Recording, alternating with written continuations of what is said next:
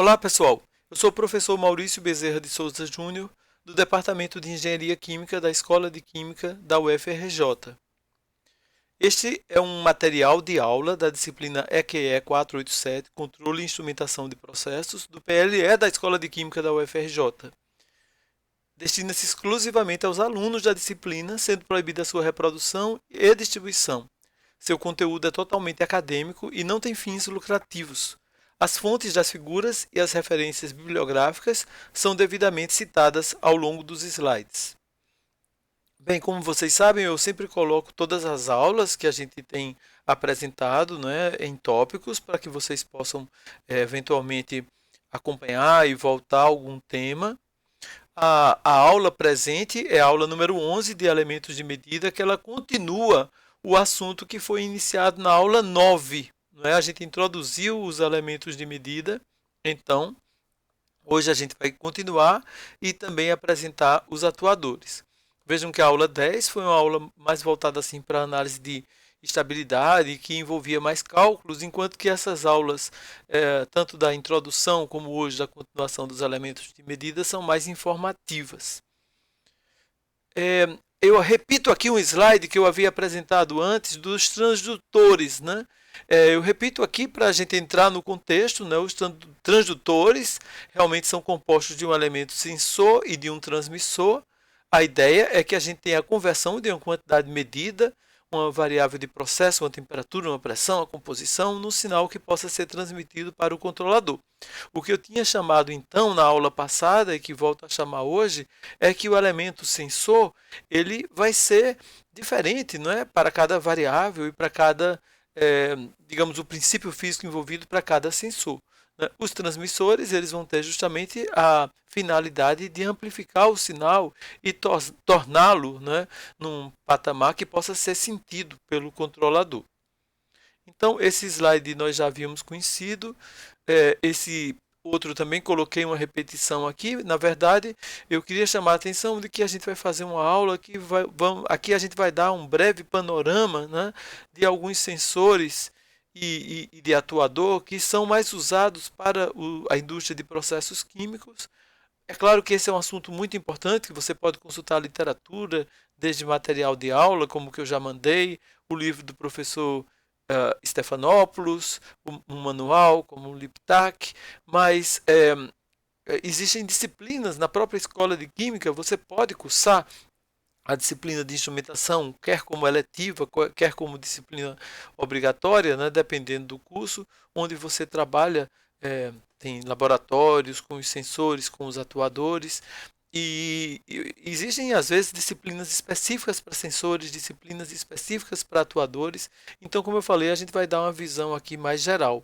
A ideia mais aqui é mostrar que os sensores e os atuadores, como eles participam ali da malha, né, como eles podem ter dinâmica relevante, eles vão influenciar nas características do comportamento dinâmico da malha fechada, vão influenciar na estabilidade, né? E aí eu vou mostrar aqui que eles podem ter função de transferência, podem ter função de transferência com dinâmica relevante, por exemplo, tá? Então vamos fazer algo mais geral. Né? Eu já tinha comentado sobre os sensores de temperatura, né? O termopar, né? Como sendo mais usado possivelmente de todos os tipos de sensores de temperatura, especialmente quando se trata de altas temperaturas, sendo a faixa mais comum essa bem ampla aqui de 200 a 1000 graus centígrados. A ideia é que, baseando-se no princípio de Seebeck, de que qualquer diferença de temperatura entre as junções de dois metais diferentes, que ela vai gerar uma diferença de potencial, ou seja, uma força eletromotriz entre essas junções. Como explicado aqui, olha, você tem duas temperaturas, né? Você pode ter uma fonte quente, uma fonte fria, né? E você então ter dois metais nas junções, você teria essas diferentes temperaturas e teria a força então eletromotriz entre essas junções. Então, uma das extremidades pode estar em contato com uma fonte de calor e a outra no meio ambiente, por exemplo. Você vai ter uma diferença de temperatura entre as junções, consequentemente, você vai ter uma diferença de potencial e a voltagem em milivolt. Esta pequena tensão formada pela diferença de temperatura, ela pode ser indicada em um milivoltímetro que tenha sido calibrado em escala de temperatura, nesse caso ele receberia o nome de pirômetro, ou pode ser ampliada, não é? Justamente por esse elemento aqui, o transmissor, e ser mandada para o controlador, que, portanto, usaria o sinal eletrônico no seu mecanismo de comparação e de atuação. Eu coloquei algumas figuras aqui que fazem parte do material que eu estou preparando com o Diego Trica, né? Umas figuras do laboratório LADEC da Escola de Química, que vocês vão ter a oportunidade daqui a pouco, quando, se Deus quiser, a gente tiver a liberação para frequentar os laboratórios, não é? Então, o Thermopar, ele tipicamente, como você pode trabalhar com situações em que você tenha líquidos corrosivos, o Thermopar ele fica localizado dentro de um termopoço, e isso provoca, então, a necessidade de haver transferência de calor, por exemplo, do líquido para o termopoço, né? Isso é justamente, você coloca ali para proteger da presença de um líquido corrosivo, por exemplo, né? Proteger o termopar, mas aí essa transferência de calor pode provocar uma dinâmica, né? A gente poderia fazer os balanços de energia e observar esse comportamento, ou mesmo através de dados experimentais, a gente poderia aproximar funções de transferência que descrevessem esse comportamento dinâmico resultante da transferência de calor do líquido para o qual a temperatura está sendo medida para o termopoço e deste para o termopar. Em termos de sensores de pressão ou sensores atuados por pressão, existe um dispositivo chamado DP-Cell, ou célula de pressão diferencial, ou transmissor de pressão diferencial, que é um dispositivo assim bastante versátil, né? Porque a partir de diferenças de pressão, você pode medir realmente a pressão, ou a queda de pressão e relacionar com a vazão volumétrica, ou você pode medir um nível no fundo de um tanque, e é tipicamente um dispositivo com diafragma. A gente vai ver, eu vou mostrar figuras que convertem uma diferença de pressão em um sinal padrão, que poderia ser pneumático, né, mas atualmente é tipicamente elétrico. Então, a ideia é que a gente vai ter um diafragma, a gente vai ter que um sinal de pressão é transferido através de um diafragma isolante. Eu vou mostrar a figura, e um líquido de enchimento, né? Então, o diafragma isolante e o líquido de enchimento vão apenas servir para transmitir sinal de pressão para um diafragma sensível, que ele então vai se mover, um diafragma de metal. No próximo slide eu mostro a figura, né? A gente pode, então, por exemplo, colocar uma pressão de referência ou outra tomada de impulso, ou seja, você pode ter uma pressão de referência fixa e medir uma pressão do seu interesse, ou você pode ter duas tomadas de impulso para realmente ver a pressão antes e depois de uma restrição, por exemplo. Então, a gente vai ter que, quando o outro lado do diafragma está aberto para a atmosfera, você está medindo a pressão manométrica. Então vejam aqui esse dispositivo, uma figura que eu coloquei aqui do livro do Stephanopoulos, né? Essa figura ela ilustra bem, né? Vejam que aqui a gente tem o diafragma isolante, né? E você tem as tomadas de impulso, onde você está medindo a pressão aqui e aqui, né? Esse dispositivo ele vai ter o óleo de silicone, né, que vai preencher aqui esses espaços, né? Vejam que aqui nós temos duas placas capacitoras e aqui no meio a gente tem o diafragma sensível, que é de metal. Então, através dessas pressões que estão sendo medidas de um lado e de outro, né, essas pressões, você vai ter deslocamentos desse diafragma sensível. Esses deslocamentos do diafragma sensível, situado aqui no meio, vão ser sentidos pelas placas capacitoras. Então, é justamente o que está dito aqui passo a passo, que um sinal de pressão é transferido através de um diafragma isolante, né? Então, um sinal de pressão é transferido através de um diafragma isolante, tanto por um lado quanto do outro, tá certo? E o líquido de enchimento para o diafragma sensível, perdão. Então, aqui tem o líquido de enchimento, né, e vai ser transferido, então, esse sinal para o diafragma sensível colocado aqui no meio. Do outro lado do diafragma sensível, você pode ter uma pressão de referência ou tomada de impulso, né, como eu já mostrei ali, as duas tomadas de impulso. Então, essa pressão diferencial vai causar pequenos deslocamentos do diafragma sensível, que está aqui, tá? a posição do diafragma sensível, que é de metal, né, vai ser detectada por placas capacitoras que estão em ambos os lados do diafragma. Então, a gente tem essas duas placas capacitoras aqui. A capacitância diferencial entre o diafragma sensível e os pratos capacitores vai ser convertida em um sinal de voltagem contínua, que é, então, transmitido para o controlador. Então vejam que esse dispositivozinho ele pode estar medindo pressão antes ou depois de um estrangulamento, por exemplo, né? E o sinal eletrônico correspondente vai ser transmitido para o controlador. Então você pode usar isso, por exemplo, né, para quantificar a vazão volumétrica de fluidos que estejam escoando em tubulações, né? Então você coloca basicamente uma restrição, como está dito aqui, um estreitamento, mede a queda de pressão, ou seja, a pressão antes, que é a montante, e depois desse estreitamento, mede esse ΔP, através do dPcel.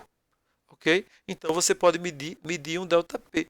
E aí, através desse ΔP, conhecendo, né, a área, né, você pode ir conhecendo essa constante aqui, né, que vai ser a função do tipo de estreitamento que você tem, uma placa de orifício, um Venturi, você vai poder estimar esse K aqui, e com isso você vai ter para diferentes ΔPs, né? ΔP repetindo é a queda de pressão entre a pressão a montante e a jusante, ou seja, antes e depois de um estrangulamento por uma placa de orifício, por exemplo, você vai ter ali a vazão volumétrica de um fluido que está passando.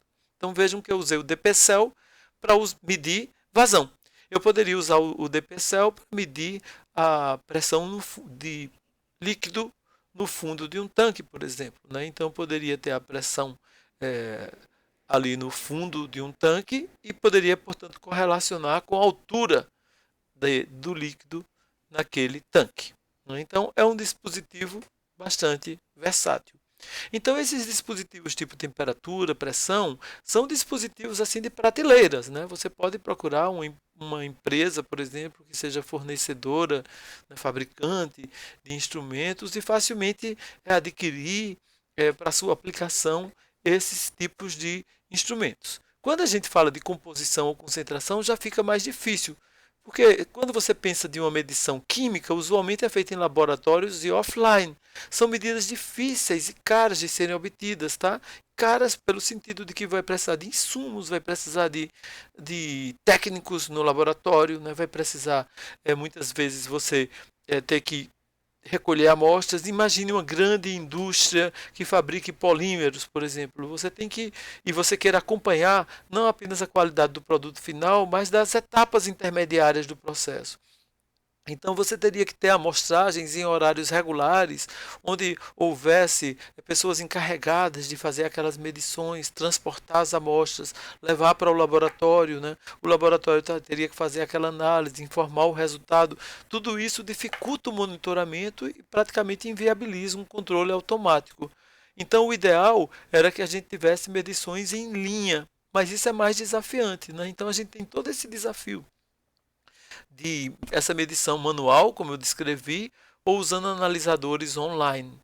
Os analisadores online, normalmente, eles usam abordagens, meios físicos, preferencialmente a técnicas químicas. Então, por exemplo, você pode relacionar uma fração mássica ou molar de um componente chave de uma corrente líquida, por exemplo, ao pH, a condutividade. Então, você mede pH ou condutividade para relacionar ali com a fração mássica ou molar de um componente chave. Ou então você pode medir absorções em infravermelho ou ultravioleta e relacionar com a concentração de um componente numa corrente gasosa, por exemplo. Então, usar abordagens assim físicas para ter a composição, né? A cromatografia gasosa, por exemplo, ela poderia ser usada para medir muitos componentes numa mistura ao mesmo tempo. Mas veja que se você tenta usar isso online, né, o método cromatográfico para você medir toda a composição numa mistura, ele leva muitos minutos. Então, mesmo que seja um controle assim que trabalhe no tempo discreto, com um tempo de amostragem, você pode precisar, por exemplo, de 15 minutos para ter uma análise completa, né? O que torna, no mínimo, assim, uma situação com um tempo morto muito grande para fazer um controle, né? Então, mesmo só esquemas de controle mais avançados, como controles preditivos que trabalham no tempo discreto, eles teriam que levar em conta essa questão do atraso, né? E é uma dificuldade realmente. Além do fato de que você ter cromatógrafos em linha, fica uma situação também difícil, porque esses equipamentos eles apresentam uma percentagem de falhas assim muito elevadas, né, que podem ocorrer, então dificultando muito o seu emprego para uso em linha. Uma questão que se pode fazer, por exemplo, em colunas de destilação, você está interessado, digamos, na composição no topo de uma coluna. O que você pode fazer é usar medidas indiretas. Então, em vez da composição, que seria difícil de medir, ou pelo menos assim caro e complicado ter um cromatógrafo em linha, então você poderia correlacionar através dos balanços, das equações que descrevem a termodinâmica, controlar ali a temperatura num certo estágio sensível, e o controle dessa temperatura poderia manter a composição nos patamares desejados. Veja que é uma questão de medição indireta, né? É, e que você faria um controle, digamos, inferencial, né? Você pode usar esse conceito de inferências, inclusive com os sensores virtuais, que é o que a gente chama em inglês de soft sensors. Talvez você já tenha ouvido falar nesse nome, né? É quando você usa modelos empíricos, por exemplo, correlações. Você pode usar abordagens baseadas em inteligência artificial, como redes neuronais, ou mesmo modelos fenomenológicos, para poder. Qual a ideia aqui? A ideia é que a gente usa medições que são fáceis, como vazão, temperatura, pressão, e tenta, através dos balanços, fazer predições das medições que são difíceis de obter em linha, como composição. Então, para vocês terem...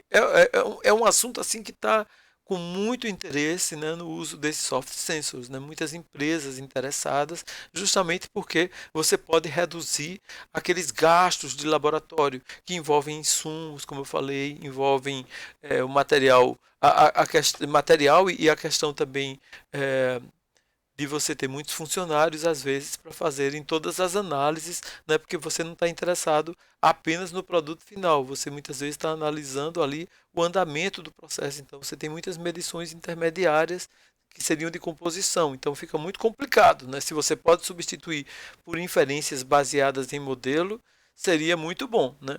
Aqui eu coloco um exemplo, né, usando uma rede neuronal mais assim consagrada, que é uma que tem múltiplas camadas de processamento.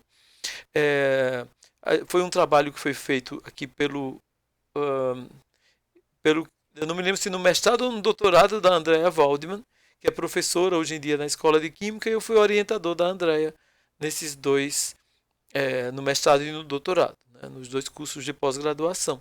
E a ideia era que para a caldeira aqui da Escola de Química, a gente usava umas medições mais diretas, né, como temperaturas, estão vendo, vazões, pressões, né, aqui o percentual de ar em excesso, para poder correlacionar com as concentrações, tá, nos gases que eram emitidos pela coluna. Então, as concentrações de, por exemplo, de monóxido e dióxido de carbono e de nitrogênio, dióxido de enxofre, percebem que são assim muito importantes do ponto de vista de evitar a poluição, né? A gente ter ali aquele monitoramento, né? Então, a gente conseguia, né, a partir de dados, desenvolver esses modelos, correlacionar e ficar predizendo, não é? A gente dispunha, né, de um sensor automático, um sensor portátil, que poderia fazer essa análise. A gente gerou dados para diversas condições e depois, com esses dados, a gente, entre aspas, treinou uma rede, desenvolveu um modelo que ficaria, a partir daí, predizendo, a partir das medições reais, as composições da saída, sem mais usar o dispositivo com sensores reais. Entenderam? Eu até no final dessa aula eu vou dar um link onde a gente tem vários trabalhos, não apenas nessa linha, mas vários outros. Eu, na verdade, trabalho com redes neuronais há muito tempo. Até estou falando isso porque é interessante que os alunos saibam assim, né? Eu acredito que a minha tese de doutorado, ela teve até um pioneirismo, assim, foi a primeira tese de doutorado. Suponho, né, quando a gente consulta a base CAPES, mas é sempre algo que é passível de Eventualmente teve alguma outra que a gente não percebeu, mas em princípio seria a primeira tese de doutorado no Brasil usando redes neuronais artificiais para modelagem e controle de processos químicos. Isso em 93, quer dizer, possivelmente aí uns 10 anos aí antes de vocês nascerem, sei lá, por aí, né? É, mas esse trabalho, então, eu vou dar um link no final que vocês, quem tiver interesse para conhecer mais, que são metodologias que estão em franco desenvolvimento, muito uso, muita popularização hoje em dia. Quem quiser ver mais, no finalzinho dessa aula eu coloco um link lá, onde tem a minha tese de doutorado, esse trabalho com a Andrea e muitos outros, né? Muitos outros, porque desde petróleo a produtos farmacêuticos, a gente já fez diversas aplicações de redes neuronais. Uma outra coisa que eu coloquei também aqui para o pessoal, inclusive da área bio, da área de alimentos, e que tem toda a lógica que a gente está vendo dos transdutores, é de você ter um sensor que tem um componente biológico, né? Então, por exemplo, a ideia é que você tenha um sistema analítico que combine um componente biológico, pode ser uma enzima, por exemplo, a um transdutor, que amplifica um sinal. Então, a ideia é que variações dos parâmetros físico-químicos sejam gerados diante da interação entre o componente biológico, de novo, uma enzima, possivelmente, e o substrato, né? Então, uma enzima ali na presença daquele substrato vai gerar variações que podem ser medidas. Então, íons, elétrons, calor, luz, fluorescência ou gases que são convertidos em um sinal elétrico quantificável e processável pelo uso de um transdutor adequado. Eu coloquei até uma definição aqui da Andréa Salgado, que é outra professora aqui da Escola de Química. A Andréa trabalhou e trabalha com biosensores. E aí é muito interessante, mas vocês vejam que é um esquema que usa elementos biológicos, né? Então, pode ser usado para você medir, por exemplo, glicose, sacarose, em processos fermentativos, por exemplo, né? Lactose, por exemplo, tá? Então, eu próprio fiz alguns trabalhos também ao longo do tempo que a gente usa isso para controle, o que é algo que ainda o pessoal muitas vezes usa mais offline, não é? Os biosensores, ou usa mais para monitoramento. A gente realmente fechou malhas e estudou para controle. Nesse site que eu vou colocar no final, tem alguns trabalhos que eu fiz aqui na Escola de Química, em interação com a Rossana, e também com interação com outros colegas é, do Rio Grande do Sul, ou mesmo até de universidade de fora do Brasil. A gente já chegou a fazer alguns trabalhos nessa linha. Quem tiver curiosidade, e são assuntos mais avançados, eu deixo o link lá para quem quiser ver esses trabalhos. Bem, pessoal, então a gente traçou esse panorama ali do ponto de vista dos sensores, né? Mas eu agora queria falar aqui das válvulas pneumáticas, porque as válvulas pneumáticas, para processos químicos, realmente elas representam a grande maioria dos elementos finais de controle, né? Aqui a gente tem uma figura, né, que está aqui adaptada do Seaborg, que mostra uma válvula típica, né? Então a gente já vem conversando um pouquinho sobre essas válvulas, né? Vocês percebem que a gente tem aqui a gente tem essa figurinha onde a gente tem as partes, né? Tem aquela membrana sensível aqui, que é um diafragma, que vai receber o sinal de pressão. Tá até a letrinha P aqui. O sinal de pressão seria o sinal de controle proveniente do controlador depois de passar no transdutor de corrente e pressão. Então vejam que esse elemento aqui está conectado a uma haste. Essa haste tem uma mola que amortecerá os seus movimentos, e ao final dessa haste a gente tem um elementozinho que é um tampão, um plug ou obturador que vai restringir a vazão. Vamos imaginar um líquido, por exemplo, passando através dessa válvula, né?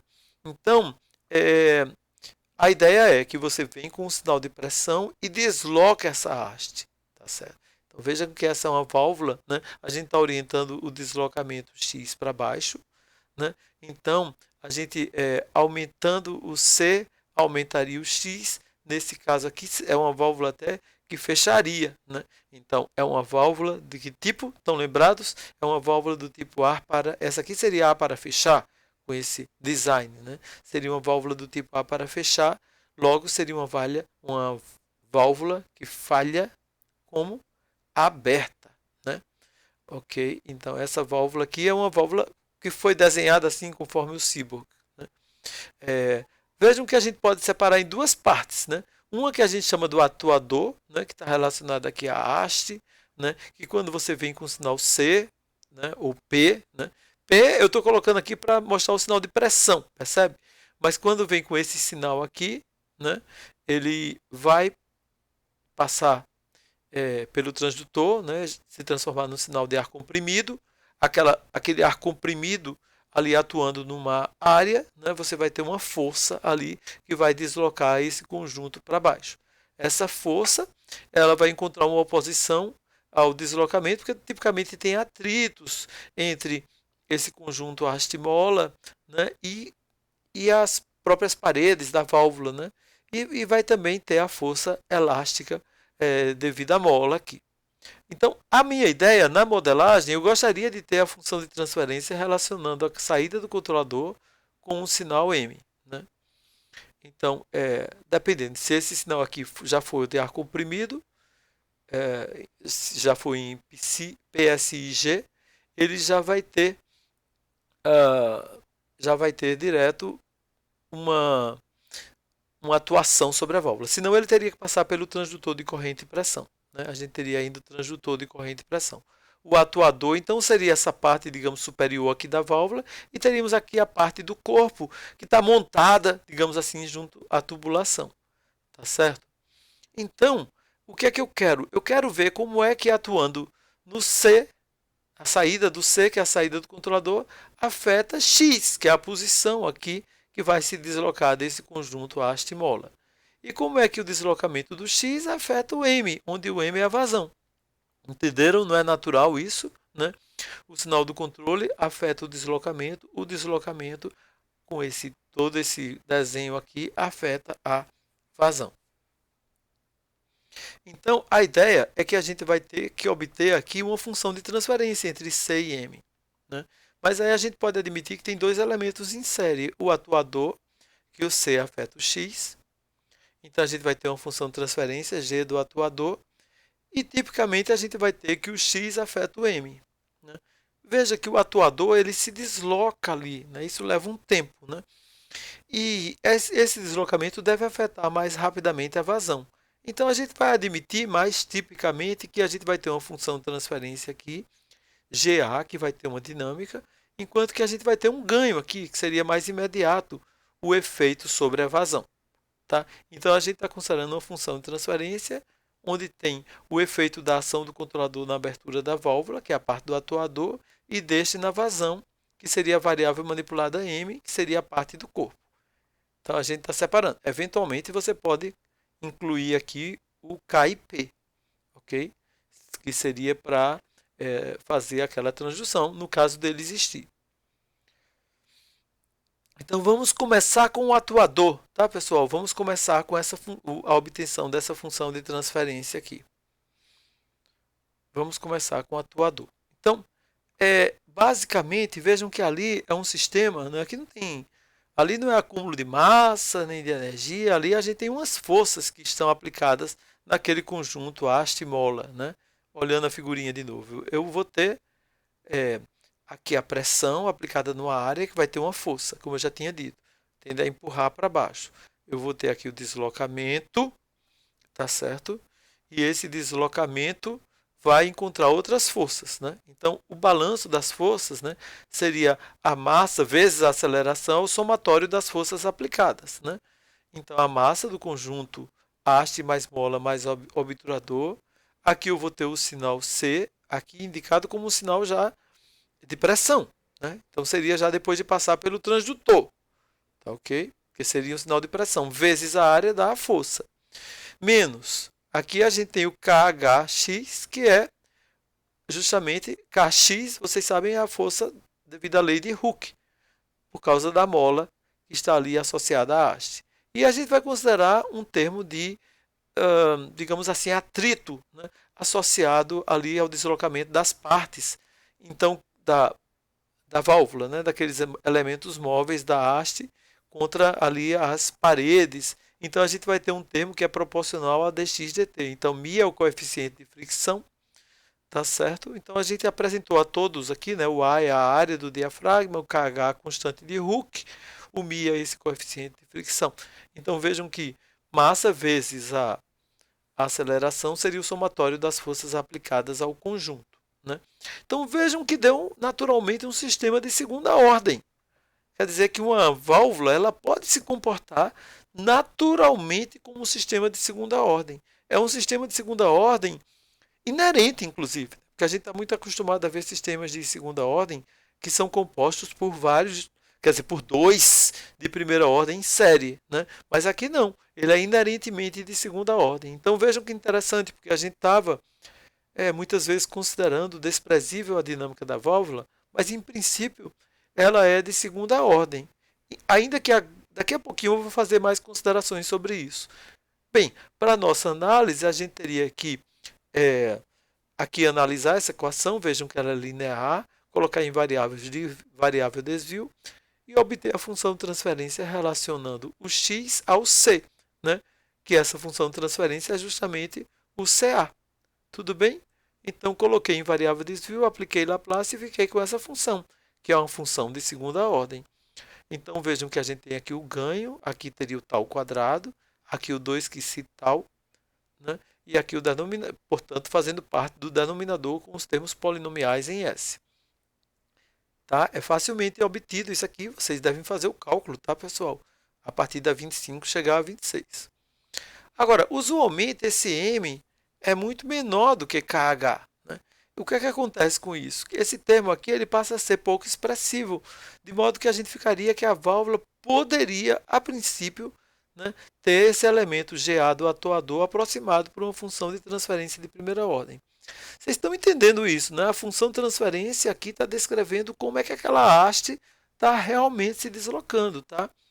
A gente, para uma válvula típica, a gente pode, ao longo do tempo, ver o quanto ela viajou, o quanto ela se deslocou, o quanto ela abriu, o quanto ela fechou. Ela pode percorrer assim quilômetros, né? Ao longo de vários meses de atuação, porque ela está sempre se deslocando ali. Claro que a ideia é que ela se desloque o quanto menos, né? Porque ela faça movimentos menos bruscos, mais suave, que o controle não apresente oscilações, tá? Mas, então, vejam que a gente tem aqui a redução para uma primeira ordem. Muitas vezes, mesmo primeira ordem, essa constante de tempo aqui não é muito significativa. Então, a não ser válvulas muito grandes, eu conversando com colegas de refinarias, eles citaram válvulas muito grandes, com constante de tempo nessa ordem de 30 a 40 segundos. Veja, uma constante de tempo de 40 segundos significa que quando essa válvula sofrer um degrau, ela vai levar 200 segundos para chegar na posição final. Então, seria mais de 3 minutos. Então, seria uma válvula que teria uma constante de tempo aí significativa, que levaria um tempo para responder, de modo que você não deveria desprezar. Mas muitas vezes essa relação é tal que esse tempo aqui é pequeno, então você pode desprezar e você ficaria só com um ganho. Então você ficaria só com um K aqui A, que seria A sobre KH. Né? O KA, que é o K do atuador, seria A sobre KH, onde A é a área do diafragma e o KH a constante da lei de Hooke para mola. Tá ok? Então, a gente tem que começar a pensar quem seria esse ganho aqui do X. Ou seja, quando eu afeto a posição, como é que afeta a vazão através da válvula? Então, é o que a gente vai estudar agora. A gente vai começar a estudar a parte do corpo e ver como é que se calcula esse ganho aqui. Tudo bem? Porque aqui a gente já viu que pode ser, em princípio, até segunda ordem, pode ser simplificado para a primeira ordem, e essa primeira ordem, se a constante de tempo for muito menor que a constante de tempo do processo, a gente pode até desprezar e considerar como sendo primeira ordem, perdão, como sendo apenas um ganho, perdão, como sendo primeira ordem a princípio, mas se a constante de tempo for muito pequena comparada com o tal P, né, porque a gente está vendo o tal da válvula. Né? Aqui o que a gente tá, esse termo, se eu desprezo esse aqui, isso aqui seria o tal F, né? Mas se o tal F for muito menor do que tal P, a gente pode ficar apenas com um ganho aqui nesse termo. Agora eu vou me ater ao corpo da válvula. Bem, Tipicamente, a gente trabalha com equações de projeto para medir a vazão através da válvula. Então, para líquidos, né, para gases, existem outras equações mais complicadas um pouco. Vamos ver para líquido. Então, nesse caso, a vazão volumétrica do fluido escoando pela válvula vai depender de x. Aqui a gente vai considerar líquidos que não vão sofrer flash nessas condições. Tá? Então, a gente vai ter que a variável manipulada, que é a própria vazão, vai ser dada por essa equação aqui, que é uma equação empírica, né? Onde a gente vai ter que o CV, né, é a constante, que vai depender do tamanho da válvula. Tipicamente, a gente dimensiona esse CV e consulta os manuais dos fabricantes para poder adquirir a válvula com o tamanho adequado para o nosso escoamento. Né? A gente vai ver que o ΔP é justamente a diferença entre a pressão a montante, quer dizer, antes, e a jusante, quer dizer, depois da válvula. O ρ vai ser a massa específica ali do fluido, né? Então, seria a densidade do fluido pela densidade da água. O x é a posição do obturador, e aí a gente vai considerar a fração entre 0 e 1, então deslocamento de 0% até deslocamento de 100%. E esse termo aqui, a gente vai chamar de característica inerente da válvula. Tá certo? De característica inerente da válvula.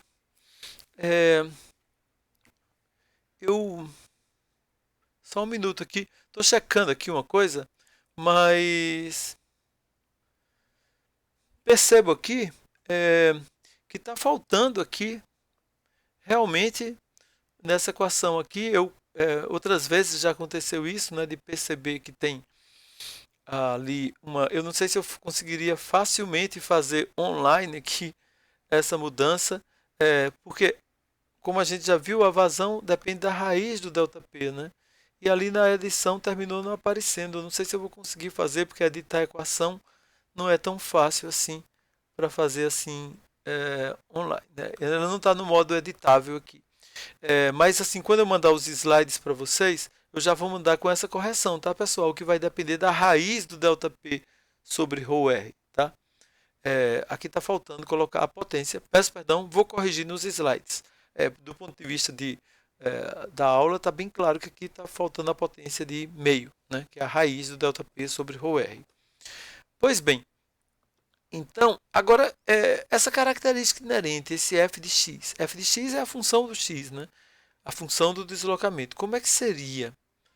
Bem, na verdade, essa característica chamada de inerente vai determinar como comporta-se a vazão volumétrica em função da abertura do próprio x. Né?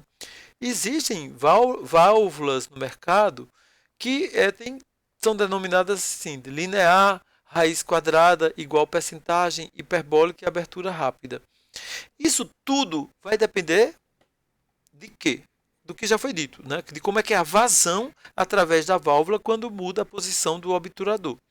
Bem, acontece que, dependendo do design, do formato, do design, né, seria, ou do formato, ou do desenho do obturador, a vazão através da válvula muda. Então, as equações matemáticas mesmo, que descrevem o comportamento da válvula mudam. Tá? Então, é o que eu coloco aqui. Olha, para uma válvula linear, a gente teria que aquele f de x seria realmente descrito por um x. Né? Então, seria uma função linear. Né? Então, como é que ficaria nessa equação aqui? A gente teria CV vezes x vezes a raiz do ΔP sobre ρr. Tá? Para a raiz quadrada, a gente vai ter, como o próprio nome diz, a raiz de x. Né? Para o termo de igual percentagem, a gente vai ter esse parâmetro alfa que é elevado ao x menos 1. E aí temos ainda uma outra válvula que é chamada de hiperbólica. Né? Existem outras ainda, mas a hiperbólica também depende desse parâmetro alfa. Então, são parâmetros de projeto, usualmente na faixa de 20 a 50. Para a gente entender melhor, vale a pena a gente ver, primeiro, a gente vai ver as figuras e umas curvas também.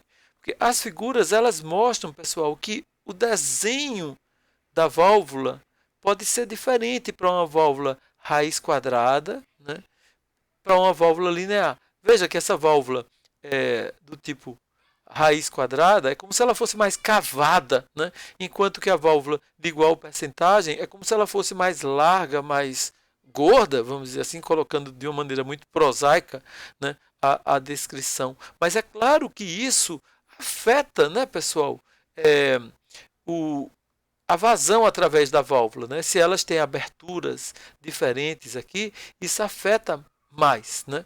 E é isso que eu vou mostrar aqui para vocês. A gente ainda vai ter outros desenhozinhos aqui, a válvula hiperbólica. Veja que a hiperbólica, perdão, a válvula hiperbólica, ela é parecida com igual percentagem, né?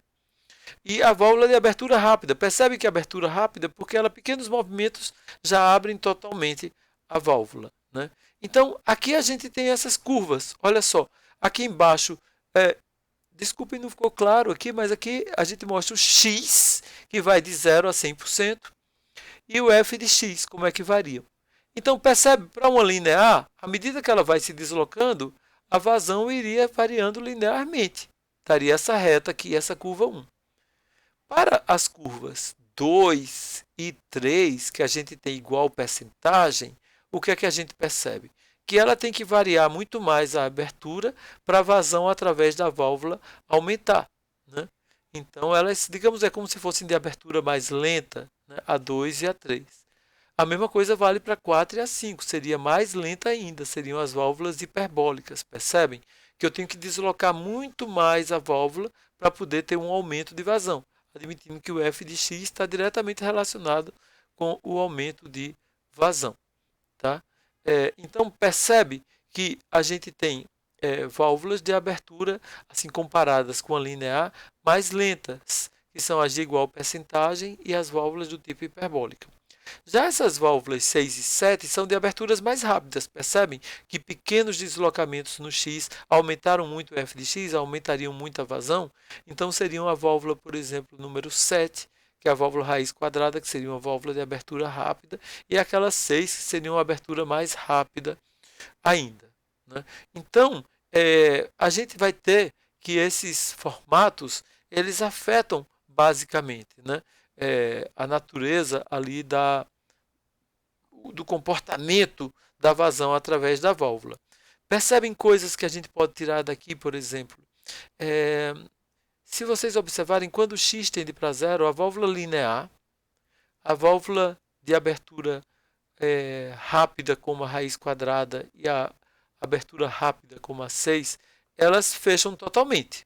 Não é isso? É só olhar pela própria equação. Quando o x tende para zero, o f de x tende para zero. Então, a válvula fecharia totalmente. Nesse caso, que a gente está admitindo que é uma válvula, essas figuras todas aqui, elas estão como ar para abrir, né? Então, aumentando o x, elas iam abrindo cada vez mais. Essa figura está toda A para abrir. Pois bem, agora, vejam que as válvulas do tipo igual percentagem ou hiperbólica, elas não fecham totalmente, tá certo? Quando você considera quando o x é igual a zero, a gente tem, né, se você olhar a equação, dá para ver isso. Quando x é igual a zero, o resultado vai ser alfa elevado a menos 1, ou seja, 1 sobre alfa. Então, o que é que acontece? Perdão, 1 sobre alfa, né? Então, a gente tem aqui, olha, essa válvula número 2 vai dar 1 sobre 10, ou seja, 0,1, né? A válvula número 5 vai dar, perdão, a válvula número 3 vai dar 1 sobre 50, né? Número 3, 1 sobre 50, que é 0,02. Então, vejam que essas válvulas, isso vale também para a válvula. Voltando aqui, olha, se a gente fizer o x igual a zero, dá 1 sobre alfa também para a hiperbólica, a mesma coisa. Então, por isso que a hiperbólica número 4 coincide com a hiperbólica número 2 no x igual a zero, porque elas têm o mesmo alfa, e a hiperbólica número 3 coincide com a igual percentagem, a hiperbólica número 5 coincide com a igual percentagem número 3, porque tem o mesmo alfa.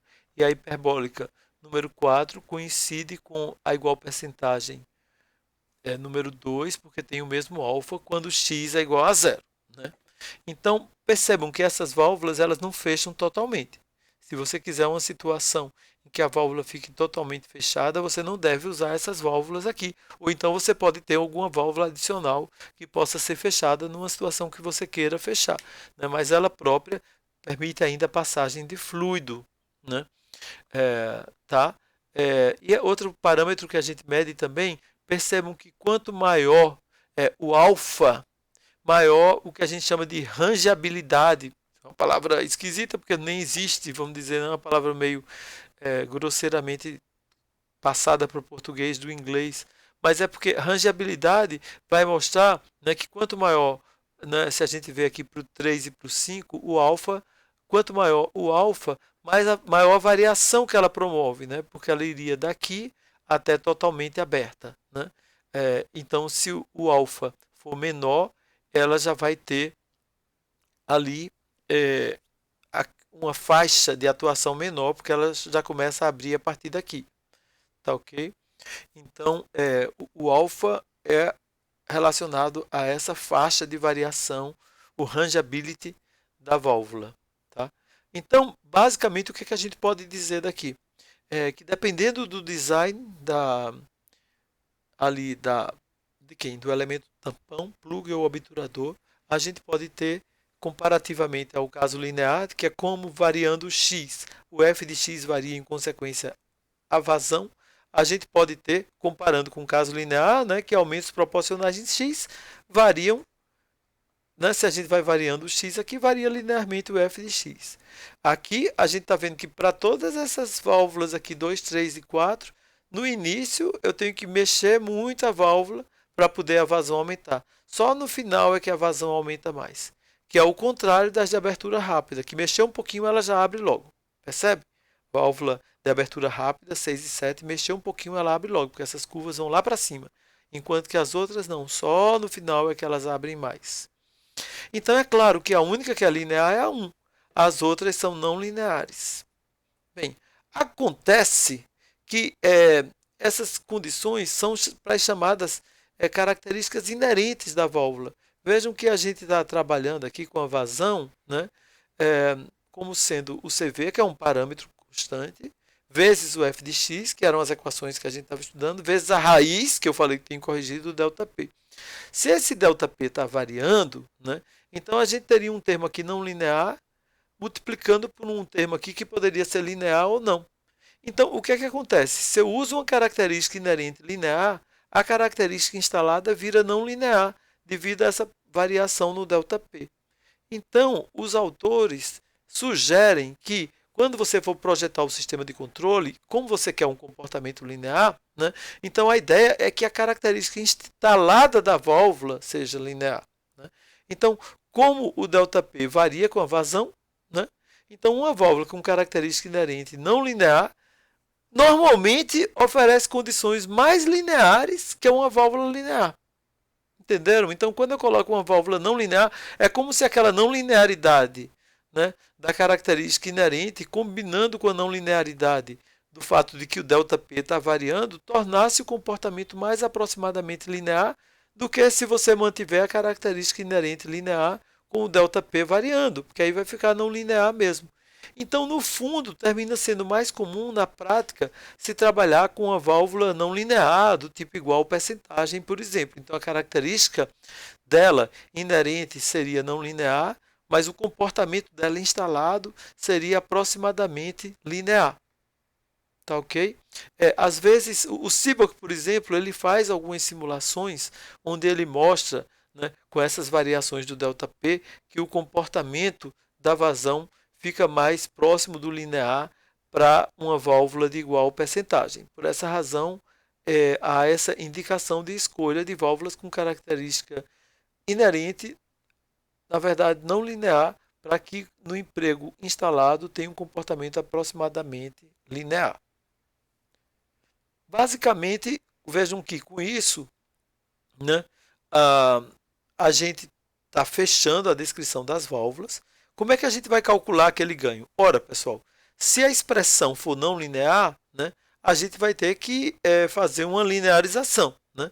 Então, basicamente, o ganho vai ser obtido pela derivada da vazão em relação à posição calculada no x estacionário. Então, na condição de abertura estacionária, né, eu consigo linearizar a expressão, né, as expressões que a gente terminou de apresentar ali, aquelas expressões eu poderia linearizar, né, e calcular no x estacionário qual seria o valor da variação do DF dx, né? Qual seria o valor do ganho em torno daquela região de operação, né? Porque a gente vai trabalhar ali numa região, se o sistema é não linear, então a gente usa um ganho, é como se fosse uma curva não linear, a gente traçar a tangente naquele ponto e calcular a inclinação dessa reta tangente.